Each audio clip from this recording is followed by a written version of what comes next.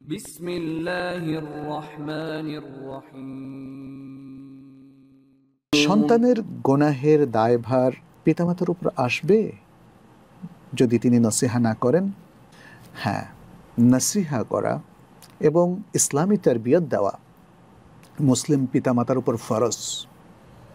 সন্তান তো তারই, তাদেরকে গড়ে তোলার দায়িত্ব যদি বাবা মাই পালন না করেন তাহলে কে করবে?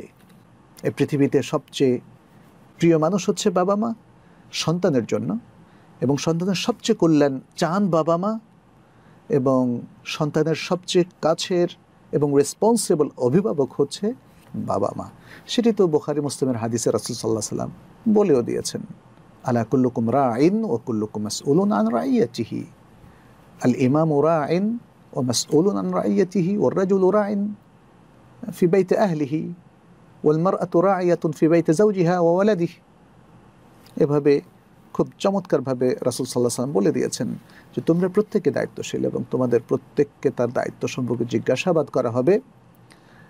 যিনি রাষ্ট্রের নেতা তাকে তিনিও দায়িত্বশীল, তাকেও তার দায়িত্ব সম্পর্কে জিজ্ঞেস করা হবে। এই রাষ্ট্রের যত দায়িত্ব আছে সবটাই জন্য তিনি রেসপন্সিবল এবং তাকে সে সম্পর্কে জিজ্ঞাসাবাদ করা হবে। আর পুরুষ ব্যক্তি তিনিও তার ঘরের ব্যাপারে দায়িত্বশীল এবং তার আহাল ইয়াল তার অধীনস্থ সবার ব্যাপারে তিনি দায়িত্বশীল, তাকে সে ব্যাপারে জিজ্ঞেস করা হবে। এবং মহিলা তিনি তার স্বামীর ঘরের দায়িত্বশীলা এবং স্বামীর সন্তানেরও দায়িত্বশীলা, তাকে তার সেই দায়িত্ব কতটুকু সে পালন করলো সে ব্যাপারে তাকে জিজ্ঞেস করা হবে। এবং এই হাদিসের শেষে রাসূল সাল্লাল্লাহু আলাইহি ওয়াসাল্লাম বলেছেন, আলা কুল্লুকুম রাঈন ওয়া কুল্লুকুম মাসউলুন আন রাইয়াতি। জেনে রাখো তোমরা প্রত্যেকেই দায়িত্বশীল, প্রত্যেককে তার দায়িত্ব সম্পর্কে জিজ্ঞেস করা হবে।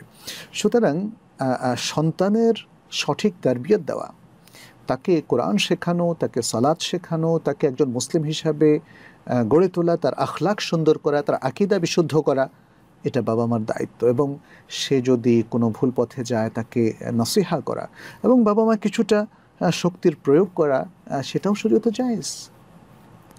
সন্তানকে টর্চার করার কথা বলছি না। ইসলামে আসলে সন্তানকে টর্চার করা মানসিক কিংবা শারীরিক এটার কোনো দলিল নেই।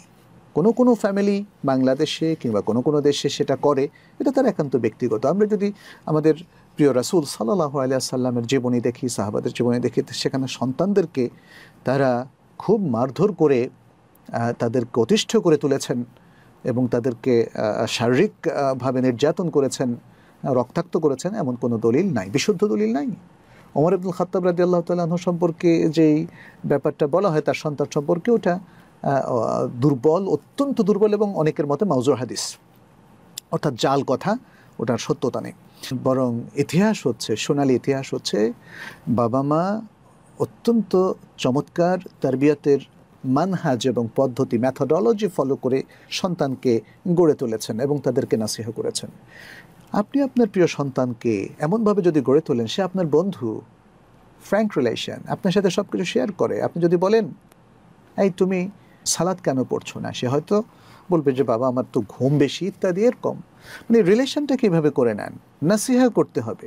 নাসিহা যদি না করার কারণে কোনো সন্তান বকে যায়, অবশ্যই পিতামাতা রেসপন্সিবল হবে এবং তাকে সেই রেসপন্সিবিলিটি সম্পর্কে জিজ্ঞেস করা হবে।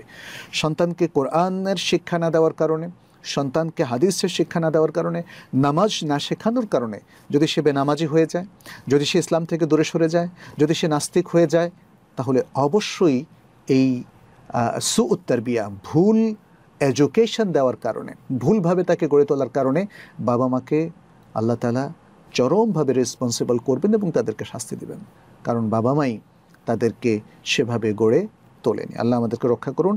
আশা করছি আমাদের মুসলিম বাবা মারা তাদের সন্তানদের ব্যাপারে তারা সচেতন হবেন এবং সঠিকভাবে তাদের সন্তানদেরকে গড়ে তুলবেন ইনশাআল্লাহ।